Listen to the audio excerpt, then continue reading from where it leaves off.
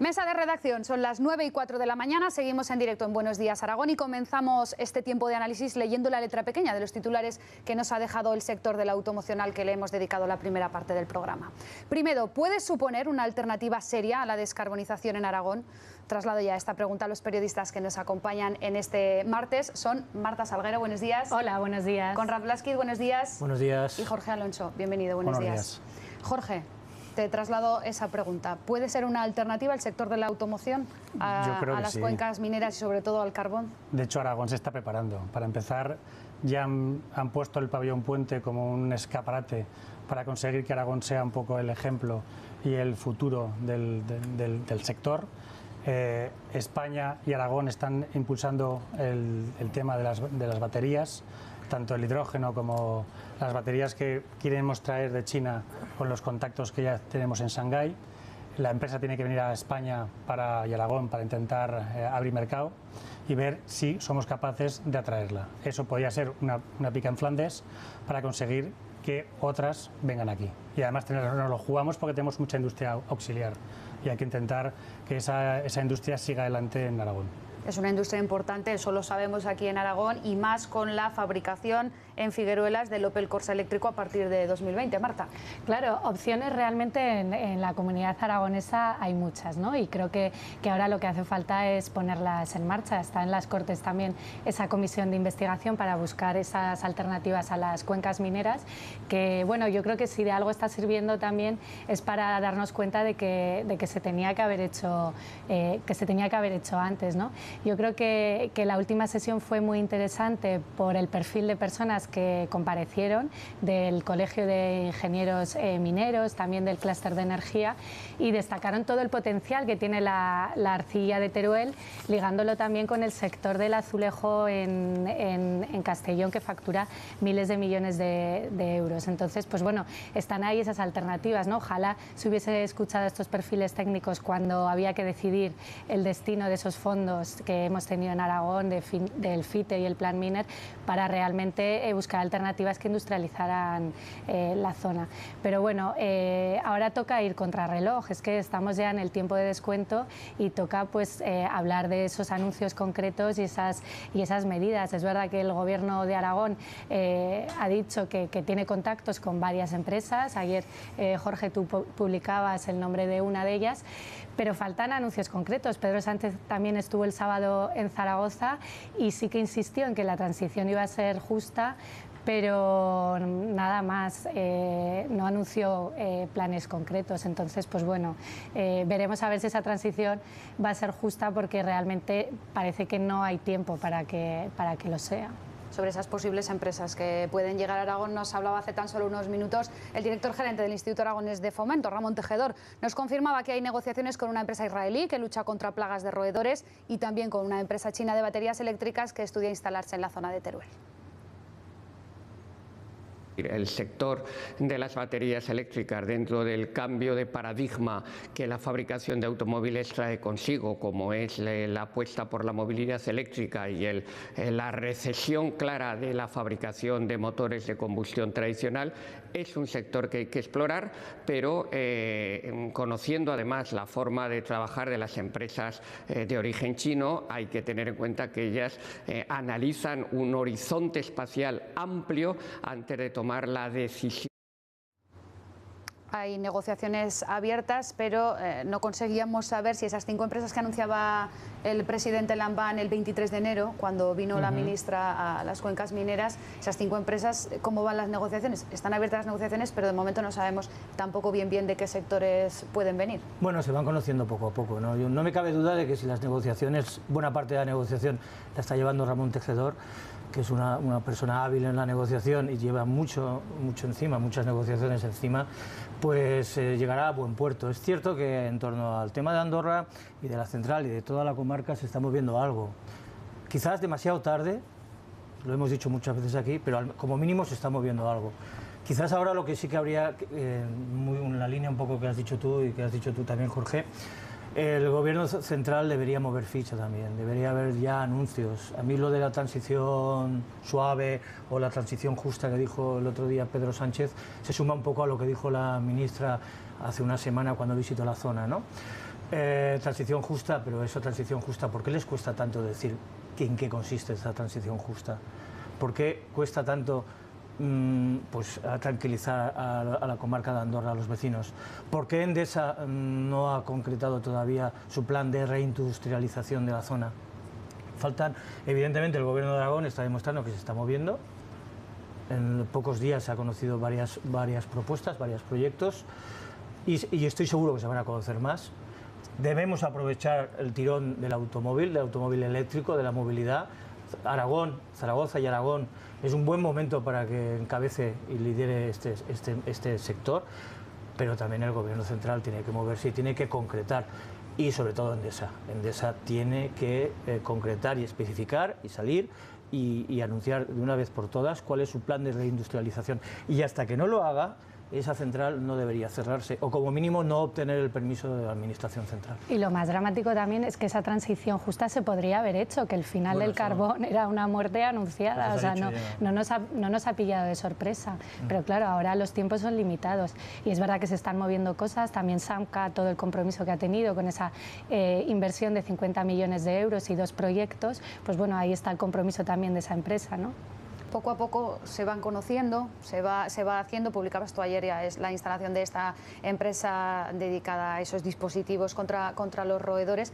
¿Qué más se sabe? ¿Cuántos empleos puede generar? ¿Hay alguna otra que esté también en negociaciones avanzadas con el Gobierno de Aragón para poder instalarse allí? El Gobierno habla de 5 empresas, no se sabe nada de ellas. Sí, son las que decía Lambán el día 23 de enero. Cuando vino la visita de la ministra habló de 5, lo que hace 2 semanas. Lo que sabemos por ahora es que ECTE, que es una filial de un grupo israelí, quiere abrir en Andorra una fábrica para producir equipos de ultrasonidos para evitar que los roedores puedan entrar en centros críticos tipo subestaciones eléctricas, túneles, estadios de fútbol, y lo quieren hacer a escala europea. Este proyecto generaría entre 50 y 100 empleos nada más ponerse en marcha, y la intención es llegar a 200. Las cosas están muy avanzadas, están en contactos con todas las grandes eléctricas, han hablado con Adif, han estado en Aragón, han estado en Valencia, sondeando un poco el mercado. Y esto se podría unir a los otros 3 proyectos que sí que tienen rostro, que son los que tiene Samca en marcha, que es la reapertura de su fábrica de Gres en Alcoriza, la fabricación de fertilizantes con el carbón, y otro proyecto de otra de las ramas que tiene el grupo Samca, que es la agroalimentación. Con esto, que tienen menos empleo que en el caso de la fabricación de los equipos de ultrasonidos, serían un primer paso para conseguir que Andorra y todas las comarcas mineras pues no acaben sumidas en el absoluto desamparo. ¿El problema cuál es? El problema es que hay que conseguir que esas zonas sean atractivas para la inversión, y eso, como dije el otro día, se necesitan 2 cuestiones: infraestructuras de comunicación y infraestructuras de comunicaciones de tipo tecnológico, y eso hace falta y no se tiene. ¿Cómo se están produciendo esas negociaciones? ¿De forma bilateral entre empresas y Gobierno de Aragón, o es multilateral? ¿También está interviniendo el Gobierno central? El Gobierno, que yo sepa, el Gobierno de Aragón está implicado directamente a través del IAF para facilitar los contactos a la empresa para sondear el mercado, porque lo que les preocupa y lo que tienen de cara a implantarse en Europa es saber hasta qué punto tienen que hacer una fábrica de un tipo o de otro en función de la demanda que puedan tener. Y yo que sepa, el Gobierno central también estaba implicado en el sentido de que tiene el Adif, que necesita proteger sus infraestructuras. Sin ir más lejos, en la información que contábamos, hablamos de que el Adif va a adjudicar ahora un proyecto de 3,6 millones para proteger las líneas de alta velocidad de los roedores, no de los roedores, perdón, sino de los conejos, que invaden las líneas de alta velocidad, y tienen que reforzar todo el mallado, no solo en la línea de Zaragoza, que en la zona de Calatayud y en la zona de Peñalba en Huesca, sino también en todo el resto de corredores. Tienen un verdadero problema. Entonces, estos equipos ultrasonidos no afectan a los conejos, solo es para roedores. Eso te iba a preguntar, si el Ministerio de Fomento se podía convertir en un cliente potencial de esta empresa. Que la DIF está muy interesada. Date cuenta que las ratas se refugian en puntos donde hay más calor, donde pueden criar, que por ejemplo son los túneles, son los puntos. Date cuenta que todas las líneas de alta velocidad tienen fibra óptica. Como le peguen un mordisco a una fibra y se pierda la señal de un semáforo de los que manejan el sistema de alta velocidad, tenemos un problema de explotación. y afecta a miles y miles de personas, con lo cual más vale invertir. Al final es también diversificar y esto es un clarísimo ejemplo. Sí, bueno, esto es como la fábula del elefante y de la rata, ¿no? Yo creo que al final pues la rata es pequeña pero puede acabar con un elefante. Lo que sí que antes ha comentado Jorge, y es verdad que hay dos cuestiones que son atractivas para que se instale, o tres en cualquier caso, una empresa en cualquier sitio, y en Andorra también. Una, evidentemente, facilidad para instalarse, suelo, terreno industrial, que lo haya. Otro, evidentemente, las comunicaciones por carretera. La facilidad para instalarse, el suelo existe en Andorra, porque existe y hay polígonos industriales que están vacíos o semivacíos. Una veintena, por eso. Comunicaciones son deficitarias. Se ha perdido la oportunidad, yo lo comenté hace ya semanas aquí, se ha perdido la oportunidad de que la autovía, y Jorge lo sabe perfectamente, la autovía a Teruel se hubiera construido por las cuencas mineras. Se decidió finalmente que se fuera por la zona central de la provincia de Teruel. Con lo cual, ahí tenemos ya un déficit muy importante de comunicaciones. Y la segunda, a estas alturas del siglo XXI, las comunicaciones digitales, telecomunicaciones, que es que ahora en estos momentos en las cuencas mineras hay muchos municipios que no tienen wifi. Hay industrias que no tienen wifi. Entonces, claro, evidentemente, estas dos patas que son importantísimas, creo que hay que darle un pensamiento, es decir, ¿cómo vas a vender tu casa si no puedes llegar, nadie puede llegar a tu casa? Es decir, es difícil, con lo cual yo creo que estas dos, las estrategias deberían también ir encaminadas a una mejora de las comunicaciones y, por supuesto, a una mejora de todo lo que es la fibra óptica y todo lo que es las telecomunicaciones. Que ese es el papel también de la administración, ¿no? Ese facilitar esas infraestructuras, esas comunicaciones, porque realmente los que crean empleo finalmente son las empresas. Y ahí tenemos también esa otra obra anunciada de la elevación de aguas del Ebro a Andorra, que tampoco sabemos todavía ningún plazo de ejecución. Sí, estábamos pendientes porque según el Gobierno decía que tenía que ser calificada con ese proyecto de interés general para poder dotarla presupuestariamente. De momento estamos pendientes de eso y seguiremos también muy pendientes de las posibles empresas que puedan llegar a las cuencas mineras. Ya lo saben, se lo estamos contando desde las 8 de la mañana. Hoy se inaugura el primer Salón Internacional del Agua y del Riego, Esmagua. Este año convive con una nueva feria de maquinaria y equipos para la fabricación de celulosa, papel y cartón. La han bautizado como S-Paper. Del 5 al 7 en la Feria de Zaragoza. Allí expondrán 625 marcas de 29 países, un 25% más que el año pasado.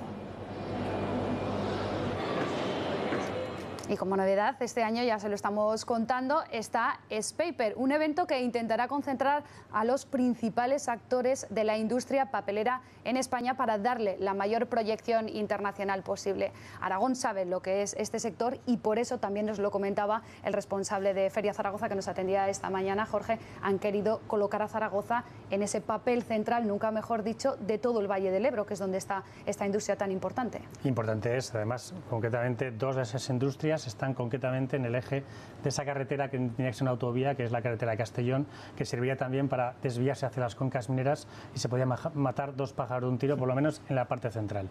Y allí tenemos la necesidad de mantener Esmagua y a unirlo con S-Paper para conseguir que sea un escaparate internacional para Aragón. Date cuenta que el 60% de las firmas que vienen a Esmagua son extranjeras y eso es importante para Aragón, no se puede perder. En cualquier caso, Esmagua siempre atrae a muchísima gente y a muchísima gente que es profesional del sector. Sí, bueno, las cifras de Esmagua asustan en el sentido del éxito, ¿no? Se ha consolidado como un referente hídrico, además en Aragón, que Aragón evidentemente siempre ha liderado el tema hidráulico y el tema hídrico y el tema del regadío, de la transformación del regadío, ¿no? Se ha apostado por la internacionalización y esta apuesta, esta estrategia ha funcionado y lo está demostrando. Las cifras, leo, pues 625 marcas, tú lo has dicho, 29 países, se esperan 27.000 visitantes, hay un 25% más de participantes este año que anteriores. Es decir, se ha consolidado, se apuesta por la internacionalización, ha abierto sus fronteras y es más, hace unos años, en el 2016, se decidió que Esmagua se celebrara solamente en años impares para que no chocara con la FIMA y esa apuesta también ha funcionado, con lo cual chapó para los organizadores de Esmagua y ojalá todas las iniciativas que surgieran en Aragón tuvieran este potencial, ¿no? Además es un evento importante porque, por supuesto, muestra las novedades del sector, que es lo que hacen todas las ferias, pero también organiza jornadas técnicas, se habla de misiones comerciales, de misiones incluso internacionales entre los distintos agentes que están allí. Claro, ahí está la fuerza de Smagua, ¿no? Más allá de los datos y de participación, de número de empresas que están y de los países que están presentes, que nos dan idea de la envergadura de la feria, luego Smagua también tiene su importancia por el sector al que se dedica.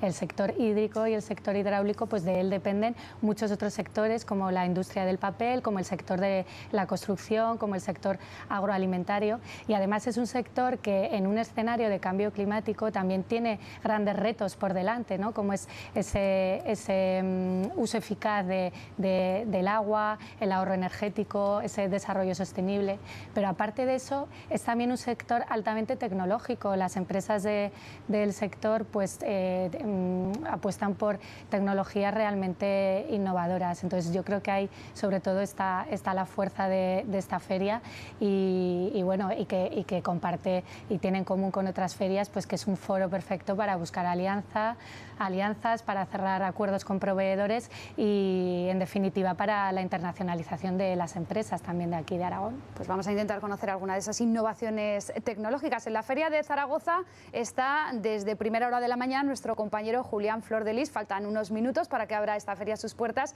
Julián, ¿qué has encontrado que te llame la atención?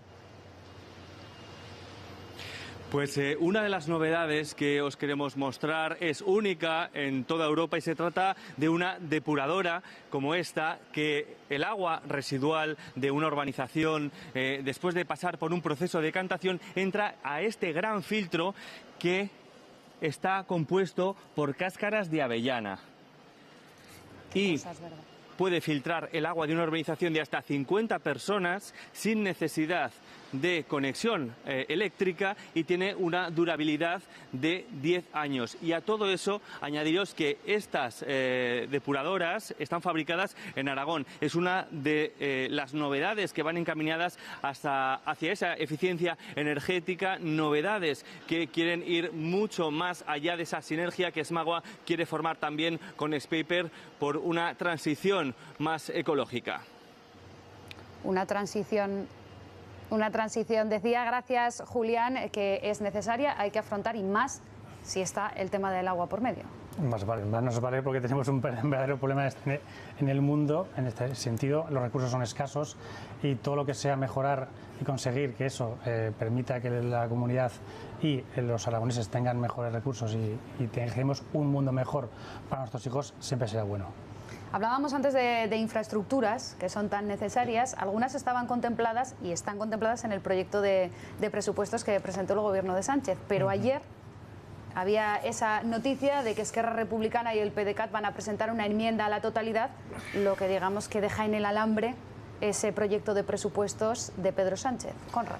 Sí, vivimos tiempos de incertidumbre, ¿verdad?, en la política nacional y de tacticismos. Nos estamos moviendo permanentemente en el alambre y lo que sucedió ayer, evidentemente, es una muestra más de esta fragilidad en la que nos encontramos, en la que se encuentra la política nacional. Lo que sucedió ayer era previsible porque en un escenario de conflicto, un escenario de mucha tensión que se va a producir a partir de la semana que viene, el viernes, con un juicio a un procés, no pensemos que en medio de todo este juicio, pues tanto Esquerra Republicana como el PDeCAT fueran a favorecer la llegada de los presupuestos al Congreso. Que no debería ser una cosa, no tendría que estar ligada una cosa con la otra, pero evidentemente, insisto, vivimos en un tiempo de tacticismos y también de chantajes, ¿por qué no decirlo? Entonces, pues evidentemente esto es un chantaje más. Lo que sí no se esperaba, y eso es cierto, también ha sido la casualidad que ha coincidido las dos cosas, el juicio con la presentación de los presupuestos, es que los independentistas ya presentaron una enmienda a la totalidad ya para empezar, es decir, que se nieguen ya para empezar a discutir de estos presupuestos, que recordemos que son excelentes para Cataluña. O sea, son los mejores presupuestos que ha tenido Cataluña nunca. Entonces, que ya se nieguen a hablar de estos presupuestos demuestra en el callejón sin salida que se ha adentrado la política española y que, bueno, que de seguir así, evidentemente, nos lleva a unas elecciones anticipadas. Hoy he oído insignes comentaristas, y he leído en muchos periódicos, que saben bastante más que nosotros, o al menos que yo, que ya se estaba hablando de otoño, ¿no? De otoño, de posible adelanto electoral.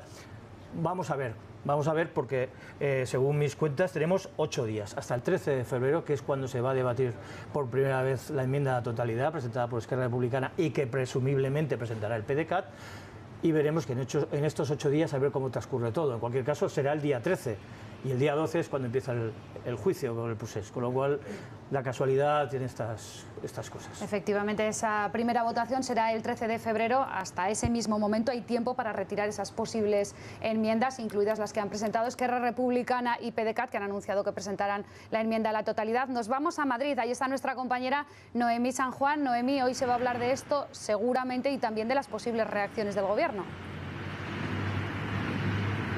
Pues sí, habrá que esperar todavía para conocer esas reacciones del Gobierno. En todo caso, los independentistas catalanes ya han dicho que presentarán una enmienda a la totalidad de los presupuestos generales del Estado si Pedro Sánchez no se abre a un diálogo sobre Cataluña en que la autodeterminación esté sobre la mesa, y tampoco si no hay gestos de cara al juicio del procés que, como decís, comienza la semana que viene, coincidiendo con esa votación. Ese fue el ultimátum de Esquerra Republicana de Cataluña y del PDeCAT antes incluso de que concluya este plazo de presentación de enmiendas a la totalidad que se produce el próximo viernes. Si finalmente se producen esas enmiendas a la totalidad, la tramitación parlamentaria de los presupuestos generales del Estado se complicaría todavía más, ya que los votos de los independentistas sumados a los del Partido Popular y Ciudadanos podrían suponer un rechazo, una devolución de las cuentas al Gobierno, un veto los próximos 12 y 13 de febrero,